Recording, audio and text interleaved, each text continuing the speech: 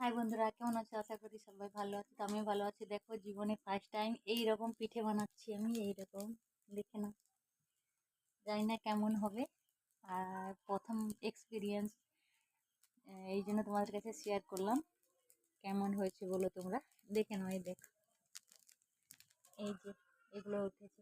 এই পিঠেটা আমার খুব ভালো লাগে, তাই আমার ইচ্ছা ছিল যে আমি এই পিঠাটা বানানো শিখবো। মা তৈরি করছিল, আমার শাশুড়ি মা। তা ওনাকে বললাম তুমি উঠে যাও, এবারে আমি তৈরি করবো। আমার শেখার ইচ্ছা ছিল, আজকে সেটা পূর্ণ হলো। তো এই জন্য খুব ভালো লাগছে, সত্যি বলছি। আর কেমন হয়েছে তোমরা কমেন্ট করে বলো।